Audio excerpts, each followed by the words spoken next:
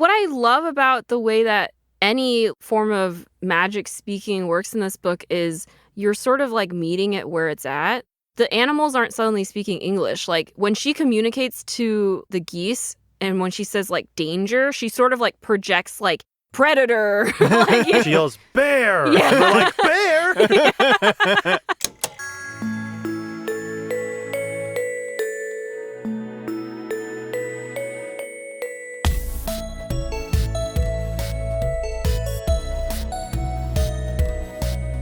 Hello, and welcome back to Nostalgia Club, the podcast where we talk about all things that we're nostalgic for when we were young and now that we're old. This is not a very good intro, but that's okay. I'm one of the hosts, Victoria, and I'm joined, as usual, by my co-hosts. Is that your goose noise? That's my goose name. Is that how you say Jino in goose? That's not terrible. Like, how do what a geese sound like? Don't worry, I got it. I'll say Michael and Goose. Honk. There we go. I am Jino. Honk. I'm so sorry. And today we're talking about The Goose Girl, the book by Shannon Hale, part of the Books of Bayern series. And I'm really excited because I love fairy tale retellings. That's just a thing that I really like. Just a statement. Okay, gotcha. Yeah. I thought you were going to because I love fairy tale retellings and then this, but you're No, just I straight up just like fairy tale retellings. We haven't talked a lot about fairy tale retellings on this show. No, not at all. Yeah, and so when we were reading this, I was like, oh yeah, this was another key part of my childhood. I didn't realize it was a fairy tale retelling until after finishing the book and scrolling through the author's interview at the end. And I guess the interviewer asked about, any more books based on fairy tales? And I was like, oh, fairy tale. Yeah. Cool to learn. If Pretty you look faithful to the original. Yeah, if you look up the original fairy tale on, Wikipedia, Shannon Hale even used a lot of the names that are in the original. Oh. Yeah, like Conrad. Conrad's there. I didn't know. I knew nothing about this particular, because is this a Grimm's fairy tale originally? Yes. Yes. Okay, yeah. I hadn't read this one or encountered it at all, so I went in totally fresh. And I hadn't heard about this book at all until you brought it up for this podcast. Yeah, in terms of fairy tale retellings, I think this is one of the less common ones, I would say. We've gotten fairy tale retellings of the Snow Queen or stuff like that, but the Goose Girl, I think this is maybe the only one that I've read. There's another one which is, I can't remember what the name of the tale is, but there's one where a princess has several older brothers and they all get turned into swans and she has to Swan knit. Lake. No. No. She has to knit magical vests for them out of really painful needles by a certain time, and then she throws the vests on them to turn them back into humans. That one I've read a couple different adaptations of. But yeah, the Goose Girl is kind of its own thing. In my mind, anyways. Well, I guess in our minds as well, considering we hadn't encountered it before. Yeah. So tell us a little bit about the Goose Girl, Victoria. Tell us what it's about. So the Goose Girl follows the story of a princess whose name is very long, so I'm going to read it because I will not remember. I know her first name is Anadori, and it's often shortened to Annie. Anidori Caladra Taliana Isli, and she is the crown princess of a kingdom called Kildenry. For most of her life, she is raised to be the crown princess, which means that she sort of has to set herself apart from everyone, not just the people that she serves, but also her family. So she's raised very alone. She feels like she's unable to really communicate with other people. She's very sort of socially awkward in that way. The one person in her family that she has a really strong connection with is her aunt, who sort of raises her from when she was a baby until when she was a young child. And her aunt tells her all these stories about how there used to be magic in this world. There's different types of magic, which is really interesting. One is called people speaking, which is specifically a magic where you can really convince people to do or believe what you say. It's similar to charm speaking in Percy Jackson. High charisma. Yeah.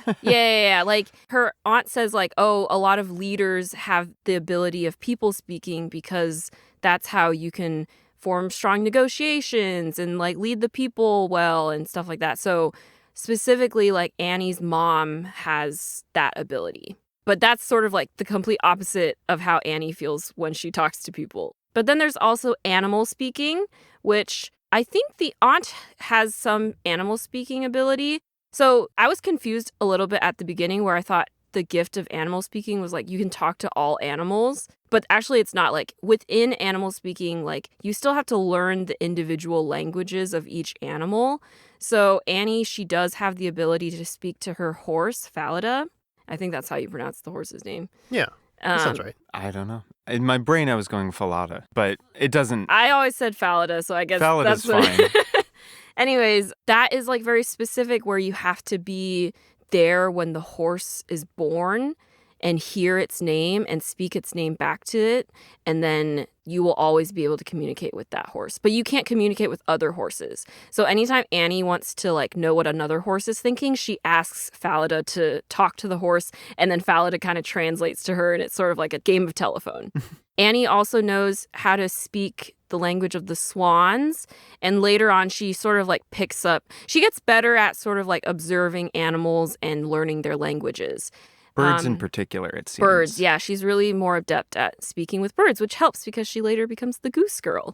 The last category of abilities is nature speaking. So within that, there's wind speaking, fire speaking. Later on, I think they talk about, in the series, they talk about like water and other sorts of like nature elements too. In this book, Annie does pick up wind speaking. Back to sort of the plot of the story, Annie's father dies in a tragic horse riding accident, and as a result, the kingdom and its leadership is unbalanced, I guess, is in turmoil. And so her mother, the queen, decides that in order to sort of strengthen their position, instead of making Annie the next queen, she is actually betrothing her to marriage in a nearby kingdom, the kingdom of Bayern.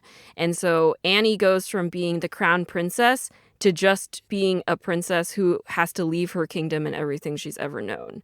And so she gets a few weeks of like getting to actually get to know her siblings before she's essentially shipped off to be married away. She really feels like her mother doesn't actually care for her, or they have a really complicated relationship where she knows that she'll never be the queen that her mother is, but she also doesn't have enough sense of self to know what kind of queen she could be.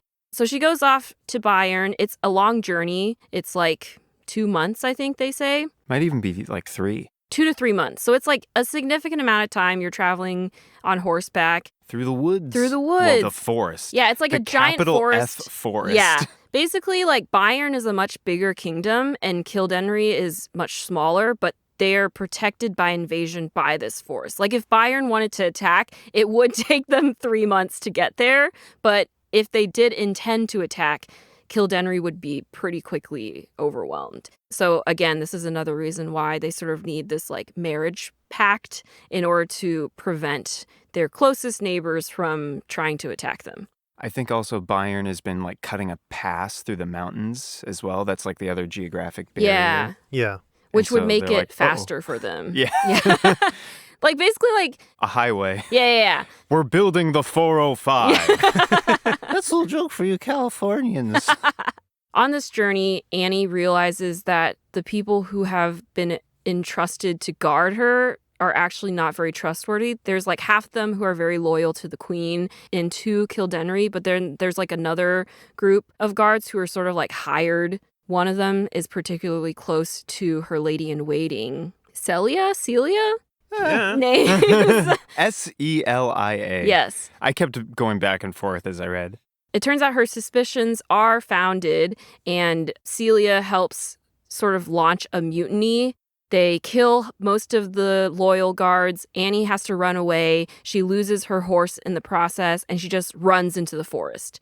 She almost dies there, but she finds safe haven with some people who live in the forest, specifically a woman named Gilsa and her son Finn, who nurses her back to health, and then she catches a ride with Finn to the main city of Bayern, the main kingdom, whatever. And The capital. yeah, the capital of Bayern. At first, she goes to speak to the king because she says, oh, surely if I go to the king and I reveal myself, he will believe my story and all will be well. But by the time she reaches the king, she realizes like Celia's already set her foot in the door. She's adopted Annie's identity fully. Yeah, because they look pretty similar. She also has her whole guard with her. And so it's like the word of Celia and her guards against one person. And so Annie decides that's not going to work. So she gets a job as a goose girl. And so her job is just to tend to the geese. The king's geese. The king's geese. It's very important.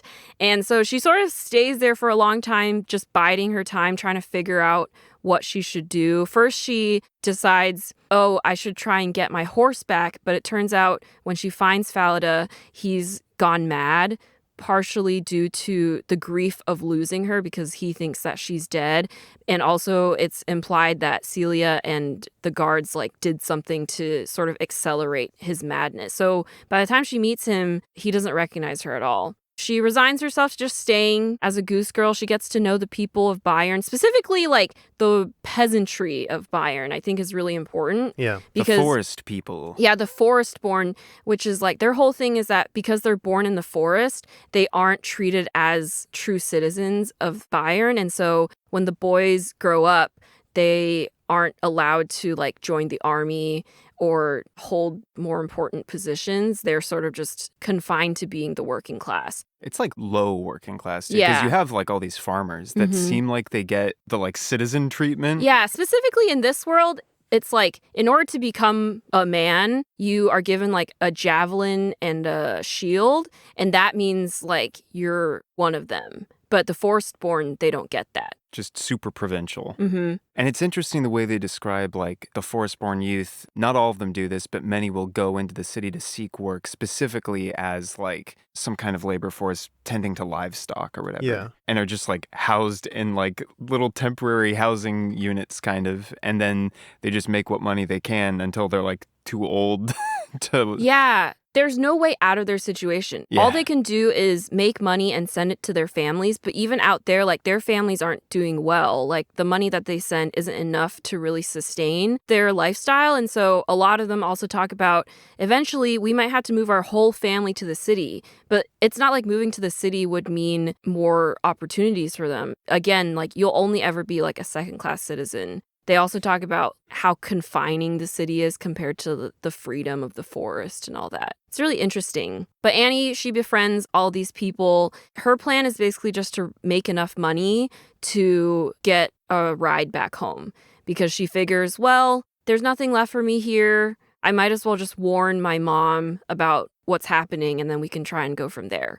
But then she finds out that Celia, in order to secure her position, because she knows, like, eventually her cover is going to be blown if, like, the queen or some of Annie's siblings go to the wedding, they're going to know that she's not Annie. Celia basically tells the king, like, hey, Kildenry is planning an attack or an invasion, so you gotta attack them first. And I'm just being sent as sort of like a red herring of, like, a fake white flag to lower your guard. So then the kingdom of Bayern prepares for war, and Annie realizes, like, she has to stop this as soon as possible.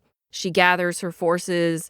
There's a lot of stuff that happens in between this. I'm skipping a lot of details, okay. But essentially they go to the castle. Annie takes back some of her clothes so that she can look more like Kildenry royalty again. They go to crash the wedding, essentially. Annie pretends to be her younger sister and gets an audience with the king. The king still doesn't believe her because he's like, ooh, I don't know. I've spent a lot of time with your lady in waiting, and so I'm inclined to believe her word more than you.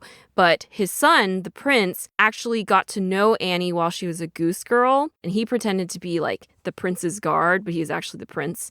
And so of course they start falling in love, but he's very much like, I can't love you because I'm the prince and I have duties, but he doesn't tell her that. But this is the moment when they're like, oh shoot, neither of us was who we thought the other person was.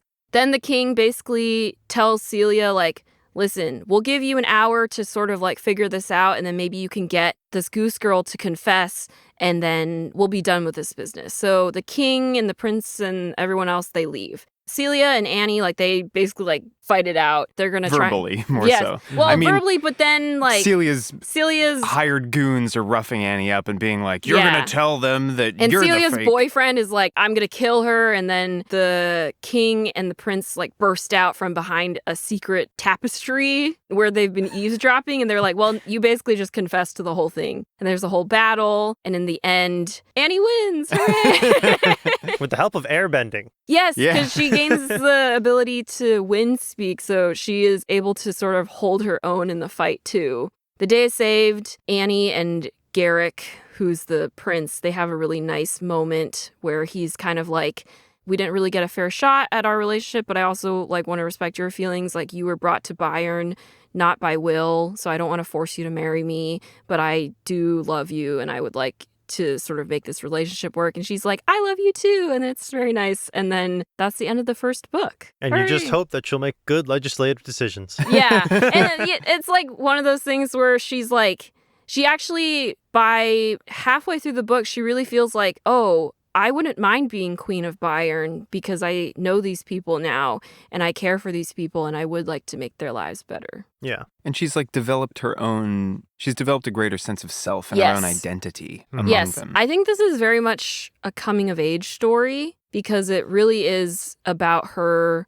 figuring out who she is, not just in terms of what her magical abilities are, but also what her strengths are as a leader and just as herself. Mm-hmm. Yeah. I gotta say, because this is a YA novel, so much of YA was consumed by dystopian status level stuff that it was refreshing and very interesting to read something that wasn't immediately like, everything is terrible.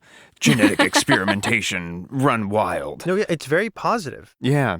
It's a really good book. It really is. It feels like a classic, frankly. I will say the first few chapters were some of the most depressing prose I've ever read in my life. Yeah, Shannon Hale gives you a strong sense of Annie's upbringing right out the gate. Like, in the first 2 chapters, she loses her aunt, she loses her father. You're told that her whole life is just this really solitary and isolating existence. Her mother is not abusive, but she is kind of cruel. Cold. Like, she has no warmth to her.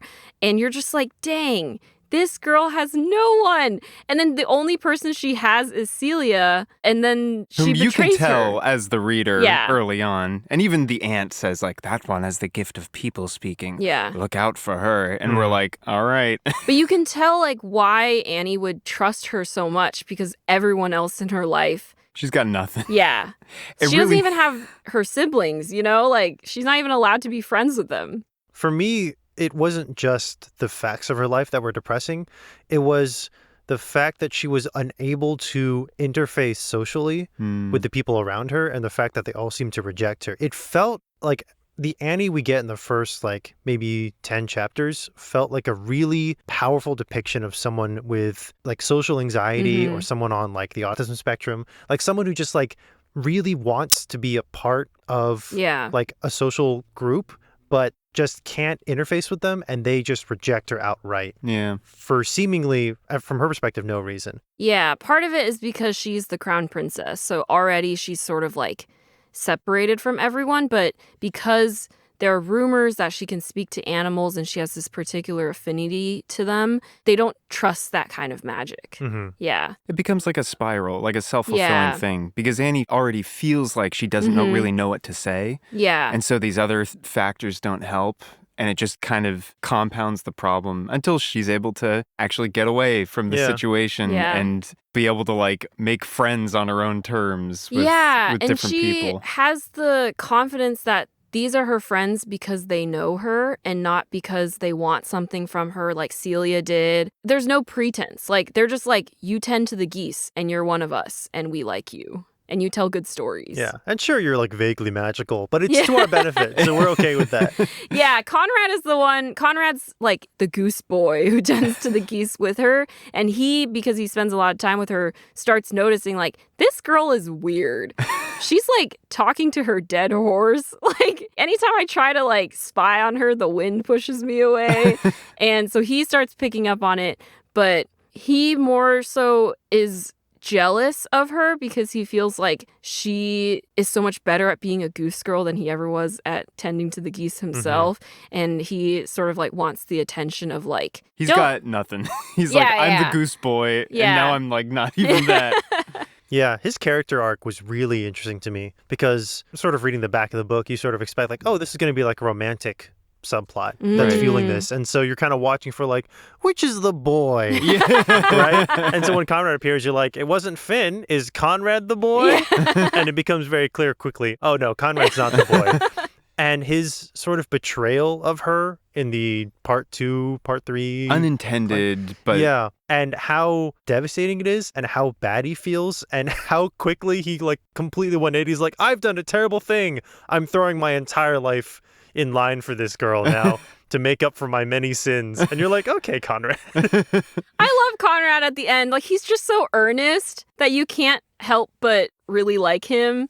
And he also does grab Celia by the hair at the end and prevents her from running away. Literally so, drags her into the throne room. Yeah, like they defeat everyone and they're like, oh no, where is Celia? Arguably maybe one of the most important people to capture, and she's gone. And they're like, okay, search everywhere, like send word to all the guards. And then they just hear like a scream from like, she tried to escape down the passageway. So I think Conrad followed her and then just like dragged her back.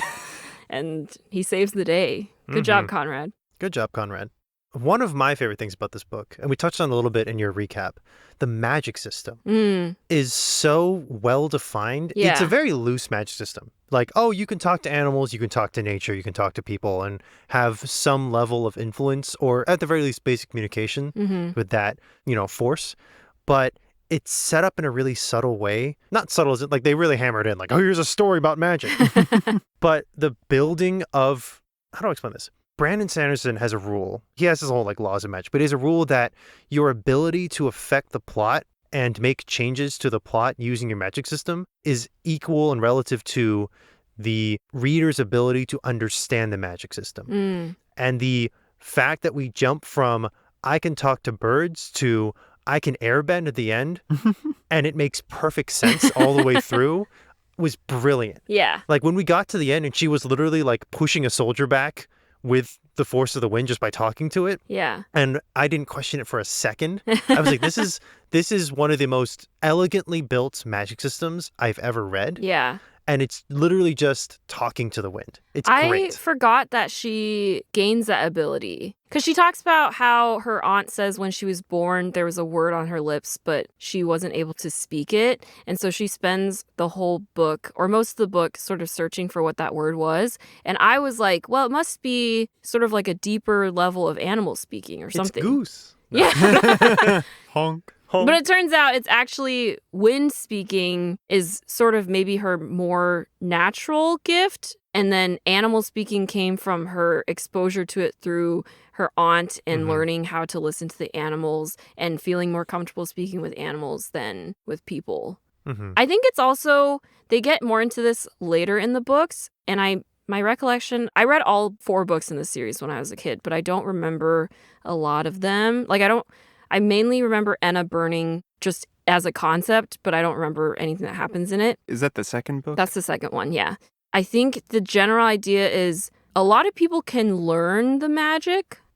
Some people might be more naturally inclined to it just based on maybe their personalities or whatnot. Because it really is more about like understanding the force and like knowing how to work with it.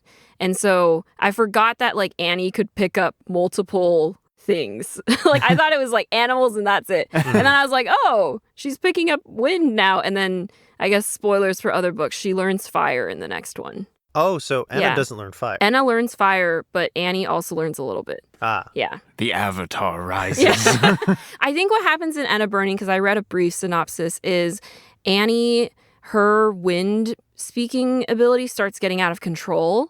Because in The Goose Girl, you sort of get like the beginning of it, where she has just started to learn how she can harness the power of the wind. But in Enna Burning, it starts getting too wild for her and she doesn't know how to control it. And then Enna learns fire speaking, which is also very uncontrollable.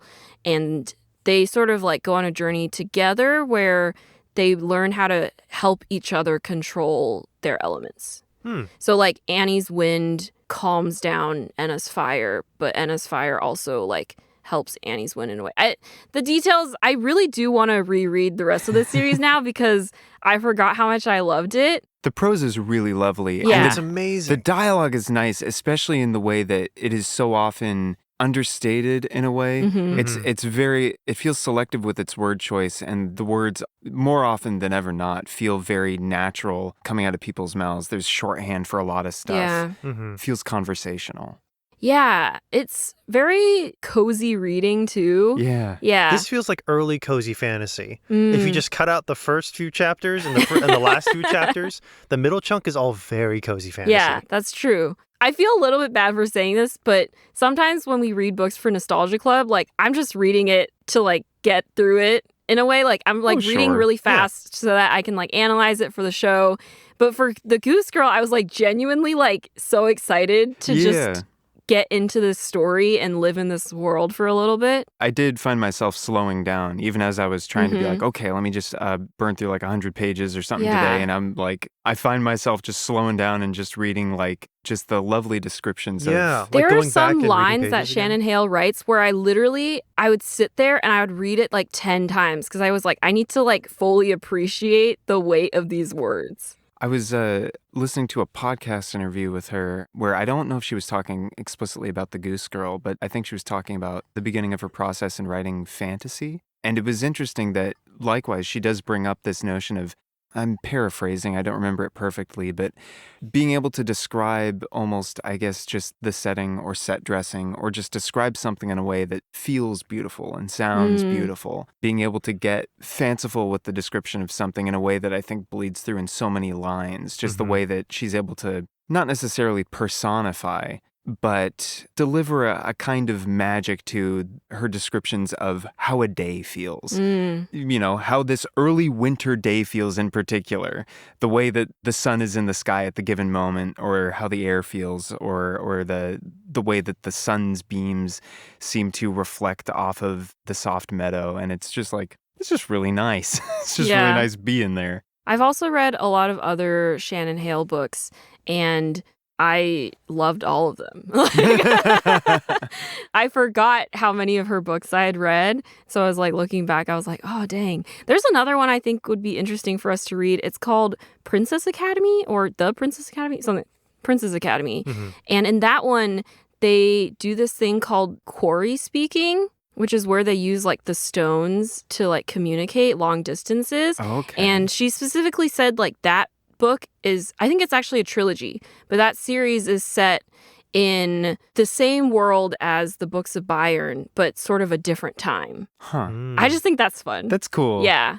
I'd be down to read other books by her. Yeah, absolutely. Yeah. And even what you were describing with Enna Burning, this ties into what Jino was saying about the magic system as well. It is so well established for how soft it is and everything, with very clear but gentle rules. And, you know, she is learning a language, which is, I suppose, the kind of like progression of her development of those abilities, whether it's for animals or for the wind. But something so satisfying about it is that it's tied, and specifically her wind speaking abilities, tied very closely just to her character arc. Yeah. When she is able to speak into being her wind powers at the end, it ties in directly with her growth, like the manifestation of her growth as a character who is able to speak for herself and stand on business. Yeah. And not fall for Celia's trickery or the intimidation of those who would do her harm. So when, you know, she is told like, all right, tell the king that you're going to go with us and, you know, you'll be our hostage and then we'll let you go. It's coinciding with this moment where she is like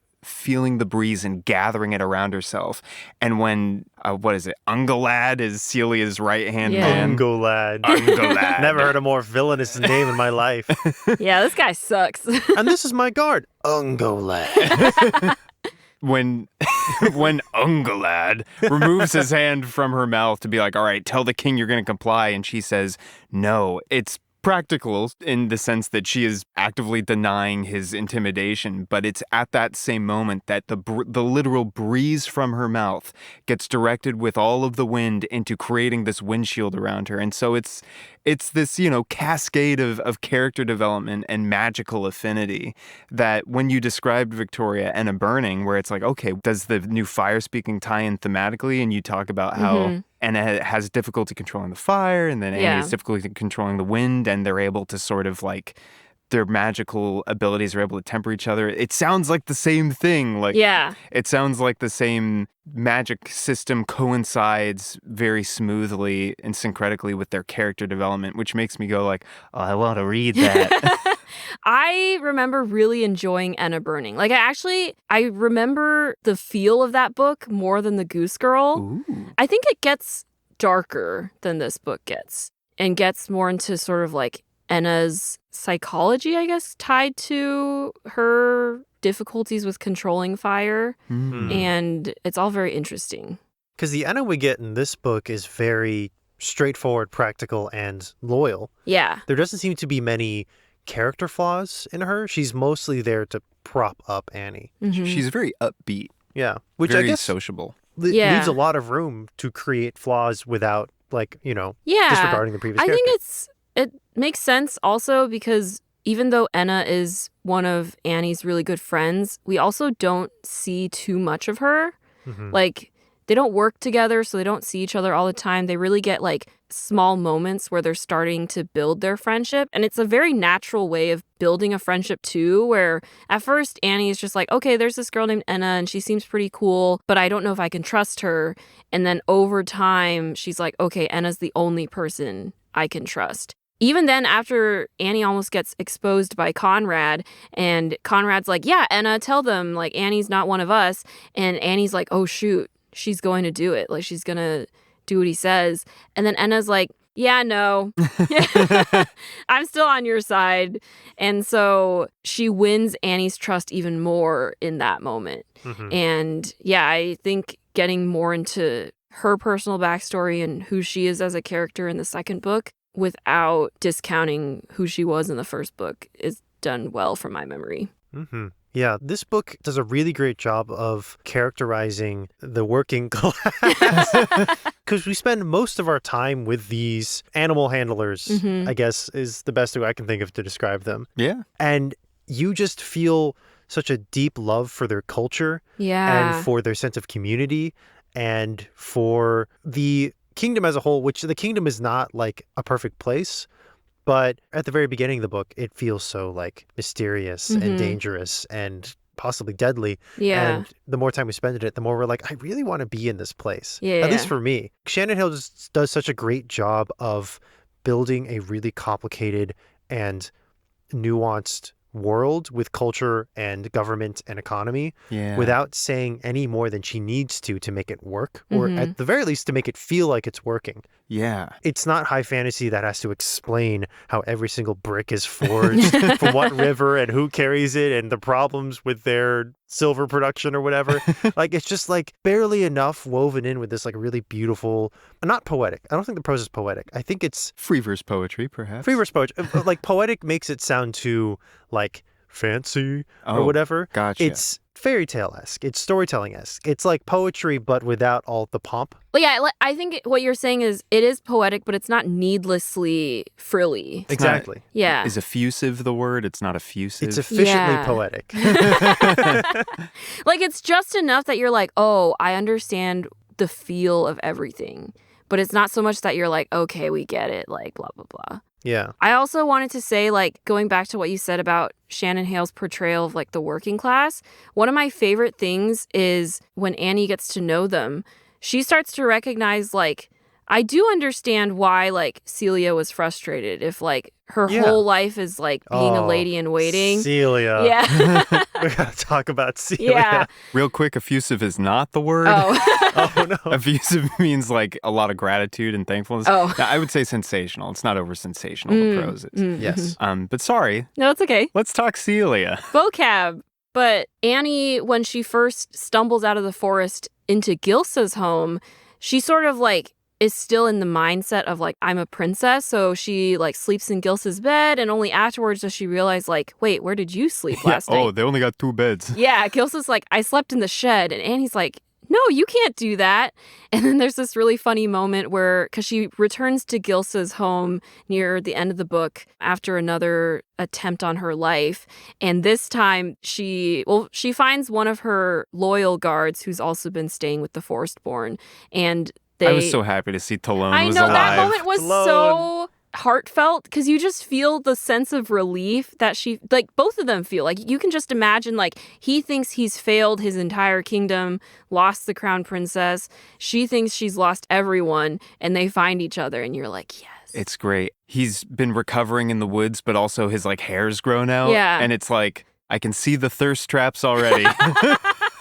They gotta He's like make chopping this into a wood show. when she finds him. Yeah. I think it's funny that Garrick was like, So that's alone. and she's like, he's like my dad. And Garrick's like, okay. But Garrick saw it. Garrick knows. Yeah. Garrick was like, I had some Garrick's real like, he really competition. cares here for a about you. second. Yeah, he's like, that's a really noble guy, and he really cares about you. And she's like, don't worry, man. Anyways, when she goes back to Gilsa's home and they come up with this plan, she and Talon and Gilsa and Finn, like, they all argue about who should, like, sleep in the beds. Because they're like, we've only got 2 beds. And Gilsa and Finn are like, well, you're a princess and you're, like, a king's guard. You guys should take the beds. And they're both of like, you were stabbed. Yeah. And you're recovering. And they're like, no, absolutely not. And then they all end up, like, sleeping on the floor. Just Like, out of like spite. yeah. But it's But it's really like nice. a cute, like, sleepover kind of situation. I think it's really wonderful that Annie really acknowledges the level of privilege that she grew up with and the level of comfort. And she doesn't, like, blame herself for that. Like, when she sees a really nice soft bed, she's like, yes, finally. I don't have to sleep on, like, the floor anymore. She But at the develops same perspective. Yeah, but at the same time, she's like, other people also deserve to have comforts, too. I think she has that perspective pretty close to the very beginning of the story. Because when things start going wrong between her and Celia, she becomes determined to be self-sufficient, like making her own bedroll and stuff. Mm-hmm.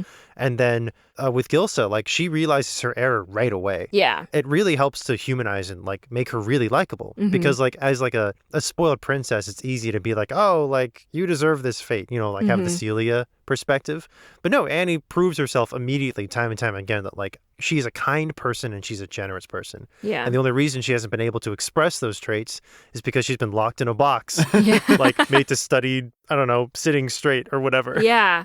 I can't remember if this happens. It must happen, like, later on in the series, but I really want to see sort of her mom's reaction when she sees, like, who Annie's become. Oh, Yeah. Yeah. Her I wanted mom's to see that character too. is fascinating. Yeah. There is that moment when she's sending her away where I'm like, like, Annie obviously in her position is like, I don't know if my mother's love is even genuine. Was the glimmer of, like, deep worry I saw when she was sending me off in this ceremony real, or was it just for the crowd? I'm like, I'm sure, like, I can see Annie's mom being like I've had to learn how to be the one who takes charge and gets done because my husband was sort of feckless and now he's dead.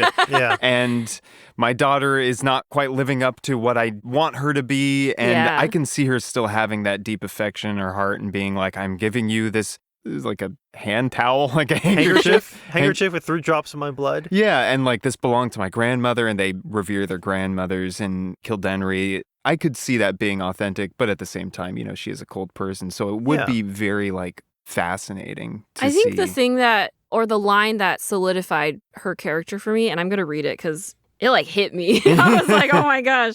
I highlighted it, so let me find it real quick. Listen to Ghost Inspectors anywhere you get your podcasts. Ghost Inspectors, 7-episode miniseries about supernatural detectives solving their own murder. Hey, written by Victoria Chang. Thanks. That was like our ad break. Yeah. Okay, so I highlighted this in a different color because I was like, I need to make sure I What remember color? this. Pink. Because, like... Was everything else yellow? Yeah. In Libby, it's like yellow, pink, and orange or something. And so I was like, the second color, pink. Okay. So the queen says that she's sorry, and this is what Annie thinks after that. It was the first time she had heard her mother speak those words. They did not console. In them, she heard her mother saying, I am sorry I had to choose such for you, and I am sorry, for I know you will do what I chose. Annie saw herself clearly in that moment as a face in darkness gained sudden dimensions in a flash of lightning. A young girl, a silly thing, a lapdog, a broken mare. She did as she was told. She rarely gave thought to her duties or spent deep hours or acted alone. She realized she would never have been capable of taking her mother's place. And I don't think this justifies what her mother does or like the way that she treated her, but it clarified for me that she realizes already that Annie is too soft-hearted to be a leader. And so in her mind, she's like, how can I try and make her that person? Maybe it's I isolate her. Maybe it's I force her to really like stick to her duties.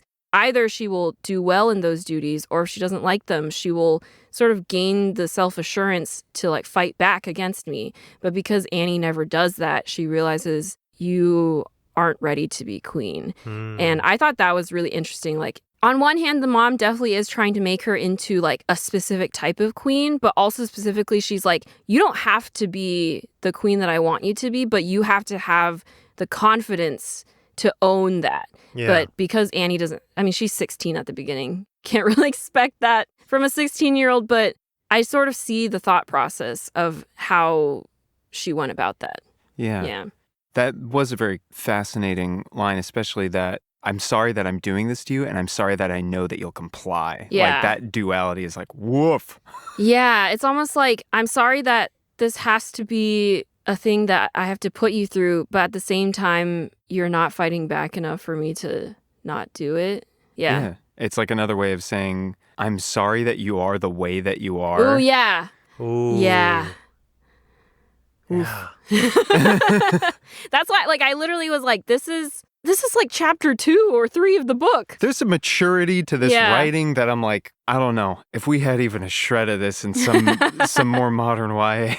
Yeah. I mean, we get some very fascinating lines in modern YA, but it's like a lot of the more sensational stuff, which provides a lot of interesting detail, especially world-building detail, at the same time is like just this simple, well, not simple, deeply complex, but like straightforward notion of connection between a mom and her kid and that weird twisting thing of expectation and love and responsibility and duty that just sort of creates a moment like this. Yeah. And it's like, that's all it is. It's just two people with a complex emotional dynamic, and none of them are genetically engineered in any special way, as far as we know. Yeah. Oh, boy.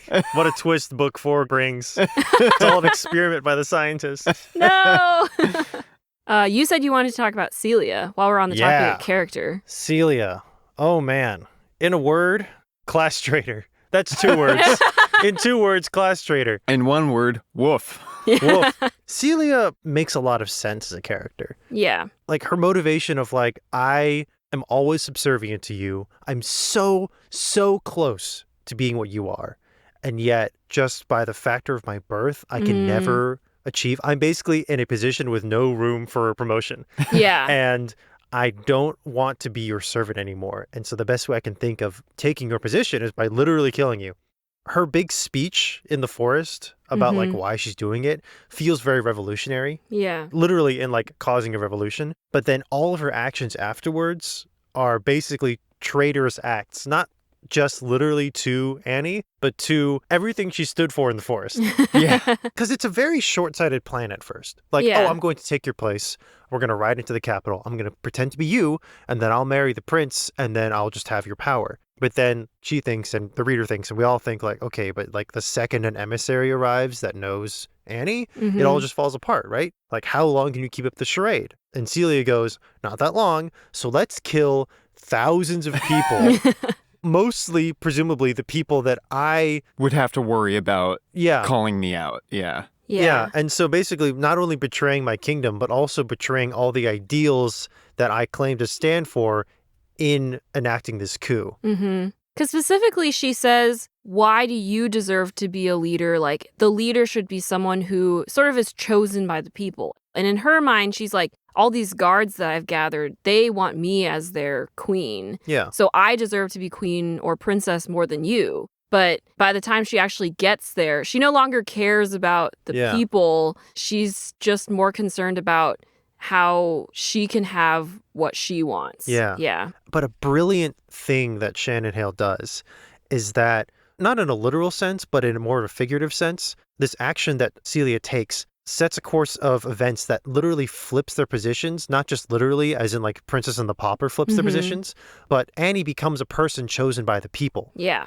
Like she becomes the person that Celia says she was, and Celia becomes the person she thought Annie was. Mm-hmm. Yeah. Which is amazing. And I love that, in that it doesn't undermine a sort of like revolutionary ideal. They don't do the Marvel thing where it's like everyone should have food and water and health care. And in order for us to bring about that world, I'm going to explode this bus of orphans. Yeah. Like, it doesn't undermine that revolutionary idea at all that Celia had, but it also doesn't take away like the sort of like the truth ideal, of it. yeah, the idealized aspiration of like, oh, we all want to be the princess. Yeah. Like, she gets to be the princess, but at the same time, now she understands what She's the people earned need. it. She's earned Yeah, it. She's earned like- the leadership. Yeah. Like Annie goes to ask her, I guess, coworkers for help. But even then she's like, I want you to help me because you want to help me. Like, I would never ask you to lay your lives on the line if you don't actually believe in what I want. And she's very insistent on it. She says it again and again, like, don't die for me. And they're like, but what if? And she's like, no. The moment things go wrong, just walk away. Anna's like, I will die for you. And she's like, no. And Anna's like, I'm going to do it. Yeah. And then they all kind of do it anyway. And she's like, oh, man. Yeah. That's a lot. That's a lot. You guys are bleeding. They actually like go full on into battle with like the traitorous soldiers at the end. Yeah. Like they show up with their like goose herding like sticks or whatever. And they're like, we're going to fight you. One of them has like a first kill with a javelin, and he's sort of like shell-shocked for the rest of the book. Yeah, He's like, poor guy. I killed a man. I found Celia's small, and here's the thing. I thought that there was more to this because I remembered it being great, but She has another one later. she does, but like Shannon Hale, your economy of words and effectivity, I love it. So this is what Celia says in the woods. Annie's eavesdropping, but Celia and her chunk of guards are basically staging the mutiny in the moment. I love chunk of guards. As like the plural. Like a parliament of owls, a chunk of guards. Yeah. So Celia says, as she's talking to Talon, the captain, because Talon is like, you know, you're just going to replace our princess with a fraud. And Celia says, fraud? Royalty is not a right, Captain. The willingness of the people to follow a ruler is what gives her power. Here, in this place, by this people, I have been chosen. These men are tired of being told whom to follow. Now they have a choice, and they use that choice to call me princess. Yeah. And it's like, damn, that's pretty good. That's pretty good. And she's right. She's right. And then she becomes wrong, and Annie takes that worldview. Yeah. Annie fulfills that statement spoken with nothing else at heart by Celia except self-interest. It's like it's like Black Panther. It's a similar, like, the villain was right. I'm going to do that now. Yeah. Speaking of interesting Celia speeches, this is the one I think that I just liked sort of like the wording of this one. But this is when Celia actually gets to confront Annie, because the one that you read, Michael, is in the forest and Annie's eavesdropping. So I think Celia doesn't get like the satisfaction of saying it to Annie's face. But then she does in like chapter 20. And she says, a servant. All I have ever wanted is what you have. And you don't even care about what you are. And I have had to serve you and call you mistress and wait and wait and wait.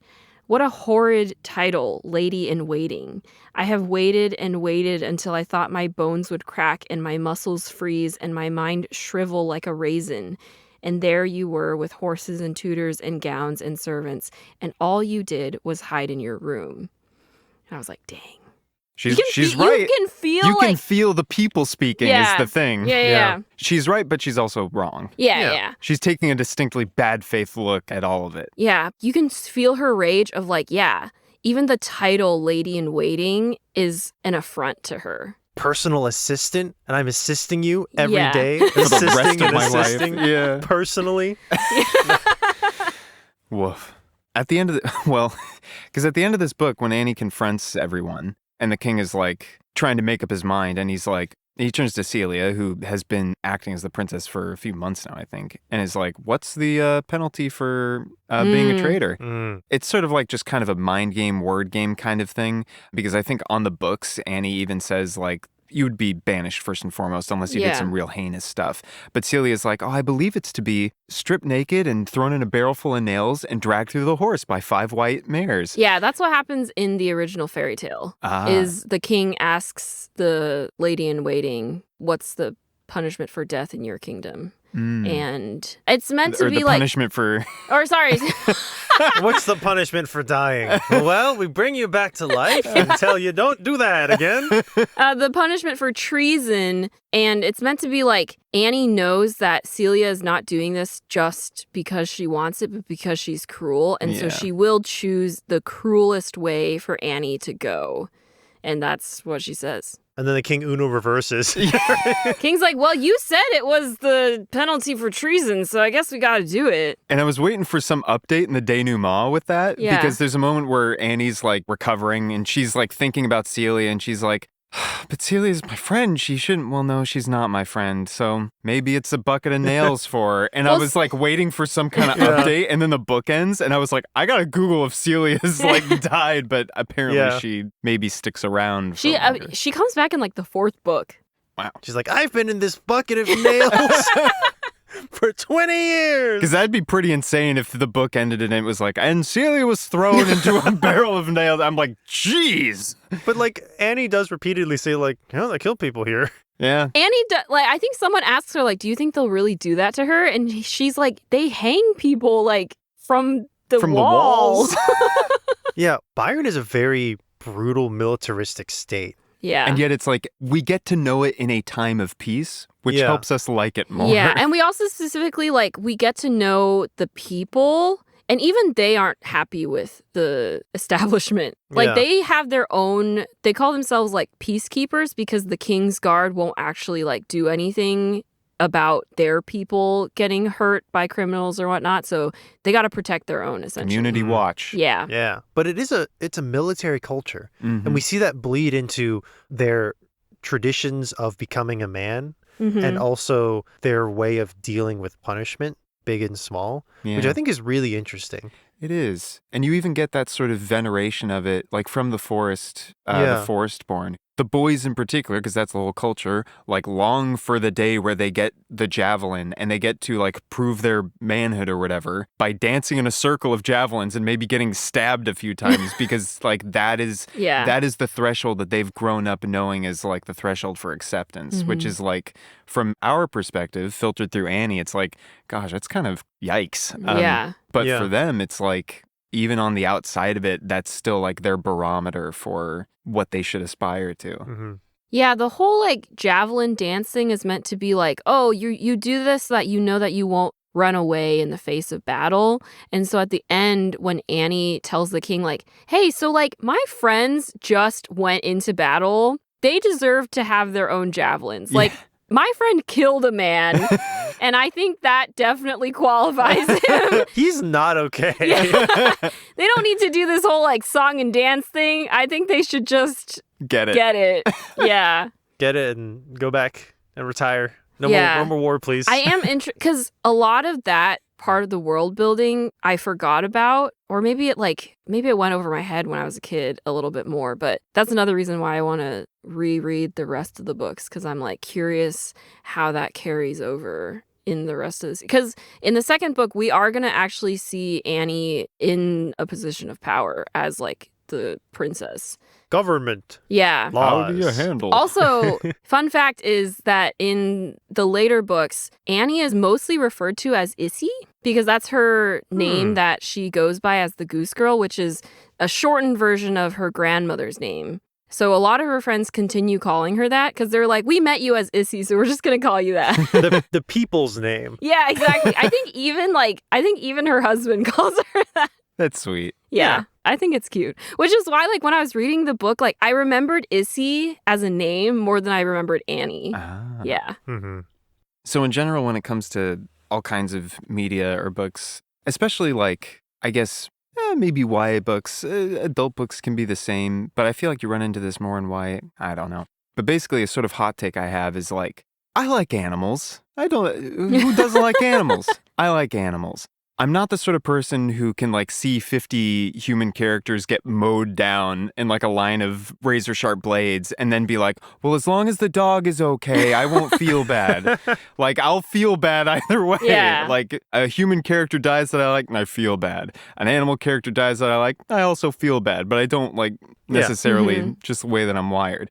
What frustrates me sometimes in books is when it feels like the animal, like the narrative is finding ways to keep the like Disney sidekick, like animal pet alive through every circumstance. Or like when a bunch of like outsized importance from maybe our point of view character is placed on like, but no, my parakeet. Yeah. Like 5 of my friends just died, but if my parakeet died, I'd lose it all. Yeah. This book is a lot better in the sense that she has that like sort of psychic connection with Falada, her horse, and literally is the like only individual she has left like that she feels connected to. I was at times getting a little upset with how many times she seemed to put herself like almost directly into the mouth of the viper trying to help Falada, which I understood why she was doing it, but at the same time I was like, you just snuck into the palace grounds and you have walked into the center of this corral to try and tame your horse. I get it, but also what are you doing? You know that the people looking for you here that will kill you on sight are like here. Yeah. And then she goes back to try and save him when she realizes that they're gonna like kill him. And I'm like, I get it, but also you're not thinking this through at all. How are you gonna get this horse back out of here? Yeah. What are you doing? You got to come up with a better plan. And throughout this whole time, I was operating under the same assumption of like, the horse is going to be fine. Yeah. The narrative's going to find a way for Falada to be okay. Yeah. He's not fine. Genuinely a shock when I was like, oh, he just died off screen. Yeah, because like when we see his body, when she's told like, because she's like, has the princess's horse been slain? And they're like, yep, it's been slain. I And thought like Garrick would have like saved the horse like in the nick of time or like something, and he'd like ride and be like, I saved your horse because I forgot that. I thought it was a miscommunication because I thought we had seen a different white horse at some other time. And so when she goes to the, what is it, the caterer or something? The person who chops up the animals and grinds them into feed or whatever. That was graphic. Yeah. And she's like, please take this, whatever. Oh my gosh, that guy was so mean too. He was gruff. Well, like when she gives him the payment and is like, make sure you like give this horse a proper send-off. Yeah. And he's like, okay, do you want to see him? The cultural interpretation is taxidermy. That's right. Yeah, Mount the head to a... I was thinking more just like, it feels like sort of like a taunt to her, but then I realized like, no, probably culturally, like for them, that is maybe more of like a send-off than just burying the horse. I guess. I just remember even when it's like, even when he says, do you want to see him? And then there's like a brief description of like basically a mangled horse corpse. Yeah. I was like, well, we only saw the rump and like the back leg and like, I'm sure it's a different horse. And then when we get the actual taxidermied horse head of Falada hung on the wall I was like, oh no. No, the horse is fine. Like the rest of the body's behind the wall. Yeah. I was like, it's a different horse. And then Annie's like, yep, that's my dear friend's head. Yeah. And I was like, oh, Shannon Hale, you called my bluff. I'm feeling way less hot takey and indignant now. I feel real bad. I think that is a part of the original fairy tale as well. Yeah. Really? That she has a magic horse named Falada whose head gets cut off. And then I think in the fairy tale, like she talks to the horse directly. Like the wind isn't a part of the fairy tale. Yeah. I think that was an invention. But like that's what makes Conrad go like, what you doing? In the fairy tale, the horse does like talk back actually. In the Goose Girl, she sort of like hears like the whisper of his voice, but it's only the last word he ever spoke to her. It's that, but it's also like, I think that's the wind. It's implied it's the that wind, right? Because she tells a story about like this girl who like she and her horse become part of the wind when they die. Yeah. And so I think it's also implied like Falada died. He's now part of nature and he's part of the wind. And that's how she unlocks it, really. Is like she's listening for Falada's voice and she hears it in the wind. It's so good. Because that's like how the wind communicates as well, is like she's able to hear the things the wind has passed. Yeah. And so, just a very interesting, like, that's how she's able to like Rosetta Stone her way into wind speak. Well, like what I love about the way that any form of magic speaking works in this book is you're sort of like meeting it where it's at. The animals aren't suddenly speaking English. Like when she communicates to the geese and when she says like danger, she sort of like projects like predator. Like, she yells, bear! Yeah. And they're like, bear? Yeah, she's not controlling them. Yeah. They trust her and she trusts them. Mm-hmm. Or like in the case of the pigeon, she just spooks them a bunch. Yeah. It's like Cats! Yeah, it's like if you're in a I don't know. Blood clan. Blood clan. Like if you're in France and you don't speak French and then someone runs up to you and yells like, big tractor chasing you. You're like, huh? Like, oh, it's in English. It's for me. Like, you know. Big tractor. I don't know.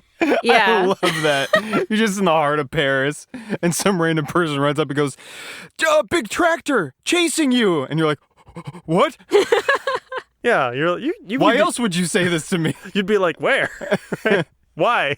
Yeah. And then the way the wind speaking works is she sort of like asks it what's ahead or what's behind. Like, what have you seen? And then it says... It's a cool power. Yeah. It's so cool. It's neat. like the wind scouts for her. And then she's like, Yeah. all right, get that guy. Yeah. It's like, all right. Yeah. It's pretty great. Cool tension building, too, when she, like, just checks in on the wind. Oh, my gosh. No, I genuinely... And then it's like, the trees. The tension building the throughout geese, this book... 5 men coming towards the geese. Yeah. 5 men coming towards the princess. And you're like, oh, Go, go, go, go. I was on the edge of my seat so many times in this book. Like, I was just like, ah! Speaking of animals, we have to talk about the goose. oh, Jock. Jock. I love Jock. Speaking of like animal, like He's when got so you much personality. when you say like if anything happens to like the pigeons or whatever, that's me with this goose. I'm like, if anything happens to this goose, I'm gonna be so sad. It almost happened. It It almost did. happened. Yeah, Ungalad sneaks into her bedroom at like the dormitory basically, and he tries to like kill her in her sleep, but she does like the thing where like you stuff pillows under your blankets to pretend like you're there, but she doesn't do it intentionally. She just like couldn't sleep that night, and she was like, hey, 2 geese, can you like sleep with me? And then like they show up, and then she's actually like, I actually can't sleep, so like they just sleep in the bed, and she's like, there's not room for me, and so she sleeps on the floor. But Real luckily, struggles, I think. yeah, and then she wakes up and she's like, oh shoot, Ungalad is here. And he like sneaks up to the bed and she's like sneaking out behind him. And then like the geese wake up and they're like, what the heck? Bite! Yeah. Bite! I mean, that would scare anyone, I think. Luckily, Jock was fine. But Yeah. I was like, no. I was like, if she's going to have to watch this goose like die in front of her, that'd be so terrible. Like another friend. Ugh, I just love how he's her buddy, you know? he is her buddy. I like Yeah. how she's like, I rescued you and now you're my friend. He just carries him around. Yeah. He's just like... Wait, wait, wait. Yeah. I do appreciate, like, one of the things that made me like Garrick is in one of their earliest conversations, he was like, oh, like, I came by, like, the last 2 days and you weren't here. And she's like, oh, yeah, like, it was raining and, like, my goose is mad at me. And he's just like, okay. Like, he just like, accepts it, Yeah. which is, like, refreshing because, like, there's been so many people in Annie's life who are like, that's weird. Why do you... Like, even Conrad a little bit is like, you act like you can talk to the geese. That's weird. But Garrick is just like, okay. Yeah. And then He he tries also to get says him. he says something really funny at the end. He's like, so I have 2 important things to talk to you about. The first is that I love you. The second is I don't know if this goose can be part of this relationship. He's like, I don't know how I feel about that. And she's like, it's fine. And he's like, okay. Yeah. What a guy. What a What a guy. guy. We get to know him when he's pretty hapless. Yeah. He is very charming, Mm-hmm. but he stumbles over his words and his actions, and he's a bit of adult, and that's also very charming. Yeah. He's also built like a linebacker. Yeah. He's like buff and chiseled. And then he gets to be really gallant at the end. Yeah. Yeah. And brave. But I do like that that's like, you know, when he's not, this is the second time this episode I'm going to say standing on business. I don't know why. But when he's not standing on business, he's very much just like awkward, kind of like, hey, so anyway, I was trying to like, my letter, I don't like the letter that I sent you. I wrote it bad. I'm like, there's representation for us yet. I do appreciate their relationship.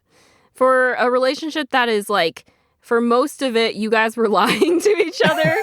But there's clear shared common ground, not only in their upbringing, obviously, but in their personalities and the things that they like to do. And it's a nice twist on the, like, I wanted to get to know my betrothed without her knowing that I was her betrothed, like, Yeah. And that wasn't his intention. Like, he was just out riding and he saw this girl, but yeah. It's like barely a cliche that, like, oh, like, the princess ends up with the prince anyway. Like, oh, he's the prince? I thought he was, but it works. And also it's not so much a burden on the story. Yeah. It's not the main point. Yeah. Oh, I was reading some reviews on Goodreads and someone said that they really appreciated that, like, when Garrick essentially, like, breaks up with Annie with his letter, she's, like, heartbroken and she's disappointed, but it doesn't, like, ruin her life. She doesn't spend the rest of her days being like, I wish I could be with Garrick. Like, she's just like, well, that sucks. I'm going to be sad about it for a few days, but then I'm going to get back to what's actually important. My geese. Yeah, my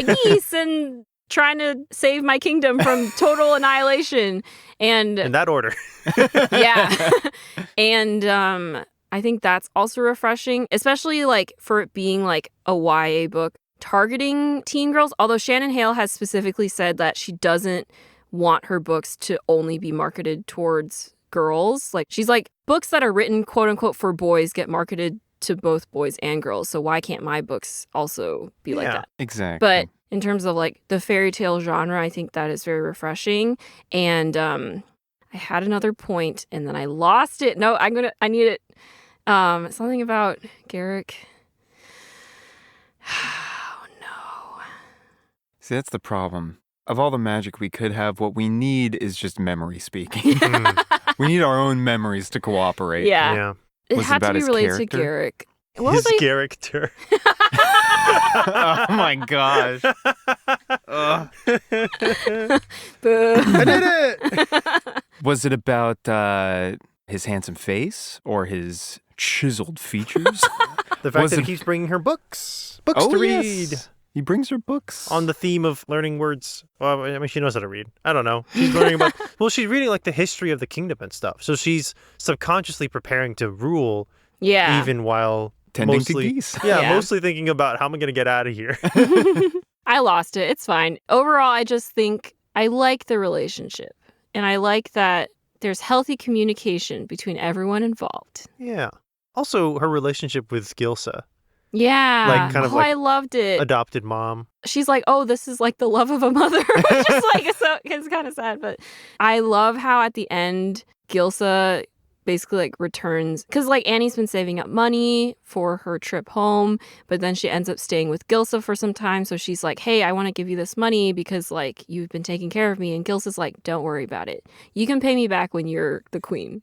She better. Yeah. There's a brief note that I think Yeah. A brief note at the end that, she did. yeah.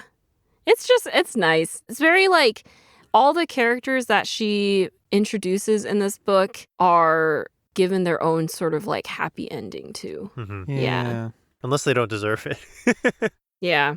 Every character feels very true to themselves, even the vile ones. Mhm. We've talked about Celia, but even Ungalad. Whether it's just Celia's people-speaking abilities or something else as well, like, he really cares about Celia and he really believes in her and, like, on some toxic level loves her. Like, when he receives his mortal wound at the end, his last words are Celia. And it, Shannon Hale writes how he describes how he, like, touches his hand to his wound and, like, holds it out as if he can see her, and, like, the blood on his hand being the proof of his devotion. And it's like, oh, Ungalad, you're an awful man. Yeah. But you're A poetic man. a poet.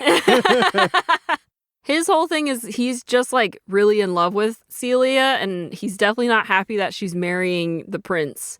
But he's like, I'll put up with it for you, but not a great guy. But yeah, like, even the additional background guards and everyone, they all feel very real and fleshed out. That in particular, I feel like there's books I'll read where names will get thrown out of other ancillary characters, and I just can't keep them straight, or they don't stand out to me. This wasn't the case in this book. Like, there were maybe a few times early on with some of, like, the guards, Yeah. but other ancillary characters who are mentioned almost like a one-off, even very late in the book, like, oh, this Yeah. palace guard, Ratger, or whatever, like, they still stood out to me. I was able to differentiate between them. I think it helps because as soon as a character is introduced, they get like some pretty strong defining traits. Yeah. Mhm. Like Ratger, you remember him because, he used to be one of us. Like, Yeah. he used to be one of the Forestborn, and he actually like sort of like made his way to a higher position. And then it's like a whole thing where they have to convince him to help them, and they're like, you're our buddy, come on, man. Like, and he's like, no, I'm doing my job. And at the end, Annie's like, please forgive Ratger for Abandoning his treason. post? Yeah, abandoning his post, and Committing reverse treason. yeah. A treasonous act to prevent treason. Yeah. It cancels each other out, like Yeah. just a great series. I really, really enjoyed reading this. Yeah. Me too. Well, thank you for listening to this episode about Untitled Goose Girl. If you want to email us with questions or suggestions about what we should talk about next, you can email us at nostalgicalpodcast@gmail.com or send us a message on Instagram at nostalgicalpodcast. We also have Blue Sky through Mouse Knight Studios. Yeah, you can also follow at Mouse Knight Studios on all our social channels for more updates on our other shows. Like Yay. Ghost Inspectors. Like Ghost Inspectors. Which is out. And if you like this content and you'd like to support more content like this, please consider donating to our Ko-fi. All the links for these are in the show notes. And if you like memes, send those as well. Yes, we love memes. Especially related to books that we've read, because we really get a kick out of those. And please rate 5 stars. Yes. We love reading comments. We love seeing ratings. It really helps us out makes a our lot. day. Yeah. And until next time, honk honk. Just give us your best honk. Honk!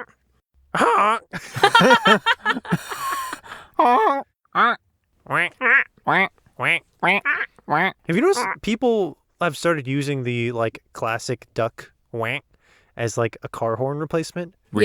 Yeah. Like, I'll be walking in a parking lot and someone will wank at me. But I don't know how to respond to that. Because if you hear a car horn, you're like, get out of the way. But if I hear a wank in the wild, I'm just like, you gotta learn animal speaking, Gino. I don't know about that one. What if that duck sound, though? It's saying big truck. It's saying, big truck coming your way, chasing you. Get out of the way. Wank.